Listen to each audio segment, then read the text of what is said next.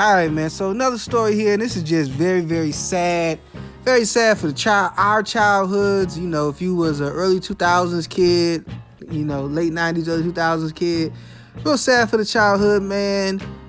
To have Romeo and Bow Wow, you know, always compared to each other, even though I personally don't think that that's fair to Bow Wow that he has to be compared to Romeo, just because they was both kid rappers around the same time. Because Bow Wow's, but okay, but that's beside the point. The main point is, it seems like they getting older, they're growing, and maybe the people they idolize, they starting to see that they're human. I don't know. So, you know, with Bow Wow, his longtime collaborator JD, who he was signed with, So Def, who was a huge part of Bow Wow's success, even though Bow Wow seems to not think so, who wrote a lot of his hits, a lot of production for Bow Wow, just made Bow Wow what he is, a megastar. Now, they've been beefing for a minute. Bow Wow came out and said he wished he had signed to Snoop Dogg a few months ago, and that, you know, Jermaine Dupri didn't discover him, Snoop Dogg did, and it kind of got deaded after that, and everybody was kind of like, huh, what's that about? But nothing else was said. And then JD comes out in the interview and says that he told people over at BT that they need to do 106 & Park because we needed something that promoted black artists. He knew he had Bow Wow, who was super talented and had a big fan base, but maybe wouldn't have been as accepted on TRL, which was on MTV at the time. And so he had the idea, sparked the idea in JD's mind. He says this to, and he gave that to, I don't even know if he had the name for it, but I'm just saying he had a show like TRL is what I'm pretty sure he said. We need something like that for black people. Bow Wow comes out and said, nah, that's all cap, bro. He didn't do none of that stuff. He listed the creators of 106 & Park. I can't think of their names right now. But he listed them and said they did it. JD trying to take credit for something, yada, yada, yada. That became a whole big thing. On the flip side, Romeo is going at it with, you know, Master P. And kind of came out and called his father out for, you know, shouting out the guy who just committed suicide. I can't think of his name either. But, you know, Master P, you know, gave him some well wishes, sweet words for him after, his passing. And Romeo comes out and said, well, you ain't had nothing to say about, my sister committing suicide. To which, then he started, making all these claims about Master P, faking like he rich. They've been struggling for years. They've been living month to month. Romeo said he never saw no money from his little Romeo time. That his dad took all that money and paid the IRS. He had to pay his taxes. Romeo says his dad is broke and he lives for the appearance of having money, and he's pretty much, I guess, abandoned his family. It's all about him. Romeo says he's been more than loyal and hasn't said nothing and stuck by his father, but he's tired of this. And what's his name? Master P came out and responded and said, hey man, look, I'm not perfect. And, I thought this was about your sister. You're mourning, I'm mourning. I like to come out and help people. I like to contribute. That's how I deal with it. You a grown man. If you ain't got it, don't blame me. Pretty much you're not listening, and we need to move past this. We don't have to take this to socials. He said, if I'm wrong, I'm sorry if I'm wrong, but we can heal. And, just pretty much like that. Not trying to say too much, but just, slightly addressing Romeo. And it's like, dang, man, Romeo beefing with his father. Bow Wow's beefing with the guy who's like a father to him. I have to be like a father figure to him, especially he's his music father. At the very least, they shared a lot of many years together while Bow Wow was growing up, becoming an adult. I'm sure JD was there for him, giving him a ton of advice. I'm also sure there were a lot of other men in his life, but clearly with them working together and Bow Wow being signed to Jermaine Dupri, he would have most likely spoken to him a lot more than he would have spoken to others. And JD was the guy who, when Romeo left him and he was trying to do his own thing, JD came back with him and they got Romeo a whole bunch of another string of hits. So, I really don't know. It's a lot going on. And on Romeo's side, he always seemed like the loyal son. Him and his dad always seemed like they was giving game. We always talked about how Master P was like one of the richest dudes in hip hop. People always just say his net worth was so high. Why don't anybody ever talk about how rich Master P is? And I don't know, man. Was that all cap? Was that all lies? We got Bow Wow. We got Romeo, he's showing off mansions and stuff. So I don't know. I'm thinking. It makes me wonder. I don't know. But Master P, he always talk about making movies and all this other stuff, and working with his noodles and his chips. Romeo having his chips. So like I said, I don't know. This is just crazy to me that something like this could happen. I never would have thought either one of these things would happen. I never would have thought Bow Wow and Jermaine Dupri could be at odds like this. I for sure never would have thought that Romeo and Master P would be at odds like this, since they have a blood father-son relationship. So let's start with Romeo and Master P. I get where Romeo's coming from, and I can definitely understand, being hurt by your father. And I do think that he's been hurt by his father. I think that is more. I think the financial stuff is just a part of it. I think it's part of the greater hurt. And I think that's that he feels abandoned. He feels like his father abandons him for the spotlight. And I don't know. I can see that, from his point of view. And maybe a lot of his concerns and his siblings' concerns were ignored.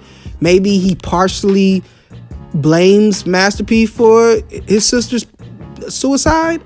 And I don't want to put that on. I don't want to put words in anybody's mouth. I don't want to put that on Master P. And maybe blames is the right word, but he has some resentment maybe toward his father. Maybe if he had been around more, maybe he could have helped her. I don't know. I hope that what happens with them is, what Master P wants to happen, that they can come together and grow and be stronger together, and whatever wrongs are happening, they can find a way to fix it. Because one of the things that Master P said was true. You're grown now, and you have to be an example for the rest of the kids. So let's be an example of trying to make this work, trying to make this right. And, I don't know. I don't know what the behind the scenes is with them. So I don't know if that's something that can realistically happen, if that's just good talk for Master P. Clearly, Romeo was hurt and upset because Romeo, I don't know, I always called him, he always stuck out to me as a stand-up guy. I don't think this is just a spoiled kid. I don't think this is like 50 Cent's son. I don't think this is just a spoiled kid mad because his daddy ain't giving him his money. I think that is more to it. And I just think they need some healing with each other. On the flip side with Bow Wow, I mean, even the Brat came out, and the Brat was like, man, I'm tired of you talking about my brother, my friend who helped you out, who guided your career, and just naming all the list of things that JD did for Bow Wow's career.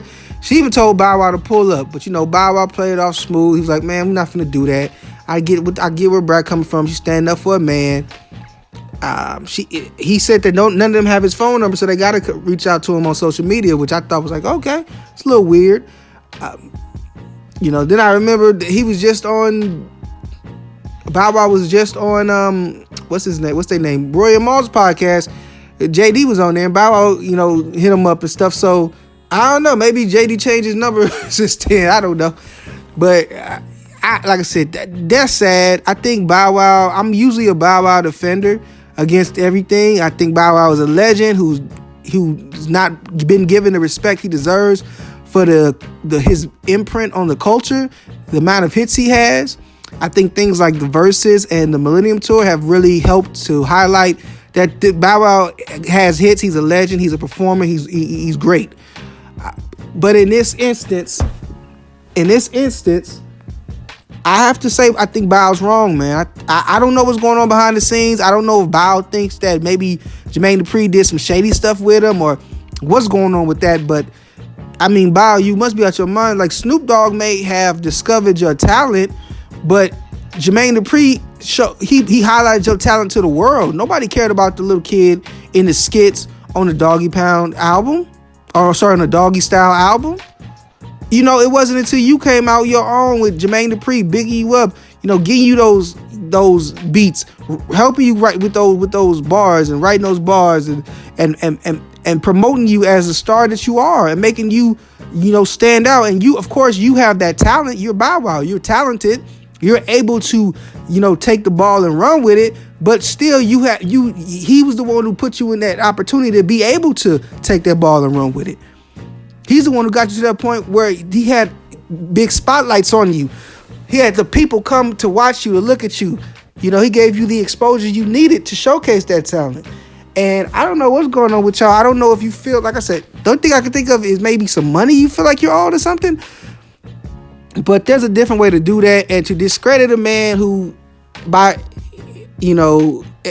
all accounts, loves you and has been loving to you, and until you can say something different, man, I'm agreeing with Brad, man. I think that's foul, and it's messed up how you try to minimize his contributions to your career.